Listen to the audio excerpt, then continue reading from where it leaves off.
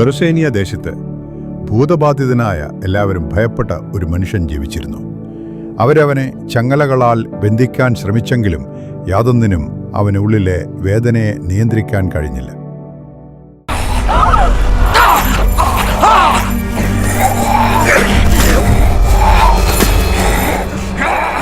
എന്നെ രക്ഷിക്കാൻ ആരും വരണ്ട.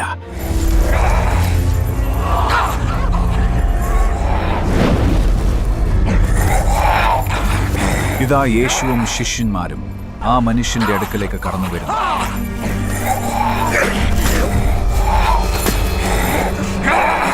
അതാണ് കല്ലറകൾക്കിടയിൽ താമസിക്കുന്ന ഭ്രാന്തൻ. അവർ അവനെ ചങ്ങനയിൽ ബന്ധിക്കാൻ ശ്രമിച്ചു, പക്ഷെ അവൻ എല്ലായ്പ്പോഴും രക്ഷപ്പെടുന്നു. ദയവായി യേശുവിടെ കൂടുതൽ കുഴപ്പങ്ങൾ ഉണ്ടാക്കാതിരിക്കട്ടെ.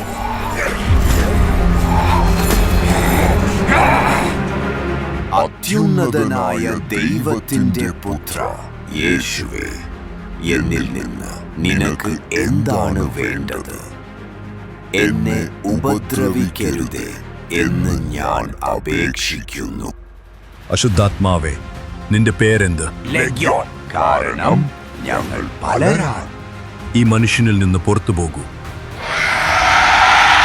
അവ ഒരു പന്നിക്കൂട്ടത്തിൽ പ്രവേശിച്ചു. അവ കുന്നിൻ ചെരുവിലൂടെ തടാകത്തിലേക്ക് പാഞ്ഞു കയറി മുങ്ങി മരിച്ചു.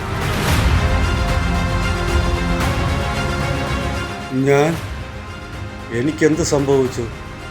ഞാൻ സ്വതന്ത്രനായോ? അതാ അവൻ ശാന്തനായിരിക്കുന്നു. അവനെ നോക്കൂ, അവൻ പൂർണ്ണമായി മാറിയിരിക്കുന്നു. യേശുവേ, ഞാനും അങ്ങയുടെ കൂടെ വന്നോട്ടെ. വീട്ടിലേക്ക് മടങ്ങിച്ചെന്ന് ദൈവം നിനക്ക് വേണ്ടി എത്രമാത്രം ചെയ്തുവെന്ന് പറയുക. പുരുഷാരത്തിനിടയിൽ ഒരു സ്ത്രീ യേശുവിനെ കാണുവാൻ കൊതിയോടെ വന്നു. അവൾ 12 സംവത്സരമായി രോഗം സഹിക്കുന്നു. രക്തസ്രാവം മൂലം അവശയായി. എല്ലാവരാലും ഒറ്റപ്പെട്ടു. തകർന്ന അവസ്ഥ. ഒരു വൈദ്യന്മാർക്കും അവളെ സഹായിക്കാൻ കഴിഞ്ഞില്ല. എല്ലാം നഷ്ടമായ അവസ്ഥയിൽ അവസാന പ്രതീക്ഷയുമായി യേശുവിൻ്റെ അടുക്കലെത്തുന്നു. അവന്റെ വസ്ത്രത്തിന്റെ തൊങ്ങലെങ്കിലും ഒന്ന് തൊട്ടാൽ എനിക്ക് സൗഖ്യമാകും. അവൾ ജനക്കൂട്ടത്തിന്റെ ഇടയിലൂടെ മുന്നോട്ട് ചെന്ന് യേശുവിന്റെ വസ്ത്രത്തിന്റെ തൊങ്ങലിൽ തൊട്ടു. അവൾ പെട്ടെന്ന് സ്തംഭിച്ചു നിന്നു. അത് നിന്നു. ഞാൻ പൂർണ്ണമായി സൗഖ്യമായി. എന്നെ തൊട്ടതാർ? ഗുരു, അങ്ങേക്ക് ചുറ്റും ജനക്കൂട്ടം അല്ലയോ? ഒരാൾ എന്നെ തൊട്ടു. എങ്കിൽ നിന്ന് ശക്തി പുറപ്പെട്ടത് ഞാൻ അറിഞ്ഞു. സ്ത്രീ പതുക്കെ മുന്നോട്ട് നീങ്ങി വിറച്ചു മുട്ടുകുത്തി. അത് ഞാനാവുന്നു കർത്താവേ. എനിക്ക് വർഷങ്ങളായി രക്തസ്രാവമായിരുന്നു. പക്ഷേ ഞാൻ അങ്ങയുടെ വസ്ത്രത്തിൽ സ്പർശിച്ച നിമിഷം എനിക്ക് സൗഖ്യമായി. മകളെ, നിന്റെ വിശ്വാസം നിന്നെ രക്ഷിച്ചിരിക്കുന്നു. സമാധാനത്തോടെ പോകാം. പുരുഷാരം തിക്കിക്കൊണ്ടിരിക്കുമ്പോൾ പള്ളിപ്രമാണിയായ യായിറോസ് കർത്താവിന്റെ കാൽക്കൽ വീഴുന്നു. കർത്താവെ, എൻ്റെ ഏക മകൾ മരിപ്പാറയിൽ കിടക്കുന്നു. അങ്ങ് വീട്ടിൽ കടന്നു വന്നു അവളുടെ മേൽ കൈവച്ച് സൗഖ്യമാക്കണം. യേശു യായിറോസിന്റെ വീട്ടിൽ കടന്നു പോകാൻ തുടങ്ങുമ്പോൾ പള്ളിപ്രമാണിയുടെ വീട്ടിൽ നിന്നും ഒരാൾ കടന്നു വരുന്നു. നിന്റെ മകൾ മരിച്ചുപോയി, ഇനി ഗുരുവിനെ പ്രയാസപ്പെടുത്തേണ്ട. ഞാൻ വളരെ വൈകിപ്പോയി. ഭയപ്പെടേണ്ട, വിശ്വസിക്കുക മാത്രം ചെയ്യുക. എന്നാൽ നിന്റെ മകൾ രക്ഷപ്പെടും. അവർ യായിറോസിന്റെ ഭവനത്തിലേക്ക് പുറപ്പെടുന്നു. ഭവനത്തിൽ എത്തിയ യേശു അവിടെ കരയുന്നവരോട്,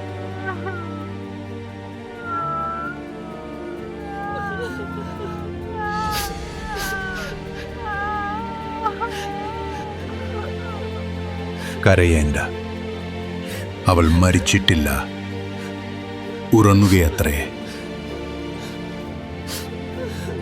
അവിടെ നിൽക്കുന്നവർ അവൾ മരിച്ചു എന്ന് പറഞ്ഞു യേശുവിനെ പരിഹസിക്കാൻ തുടങ്ങി. അവൾ മരിച്ചുവെന്ന് വ്യക്തമാണ്. അതെ, അവൾ മരിച്ചു.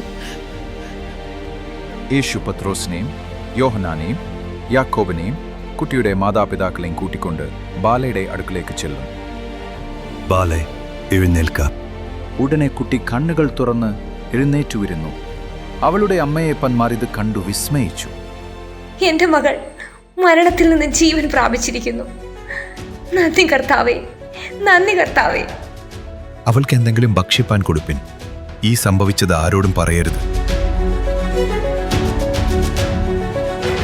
സ്വാതന്ത്ര്യമെന്നാൽ വെറും ബന്ധനങ്ങളുടെ അഭാവമല്ല. അത് ആത്മാവിന് സമാധാനവും ശരീരത്തിന് സൗഖ്യവും മരണത്തിന്മേൽ വിജയമാകുന്നു. ഇത്തരത്തിലുള്ള യാഥാർത്ഥ്യ സ്വാതന്ത്ര്യം യേശുവിൽ മാത്രമേ കിട്ടുകയുള്ളൂ.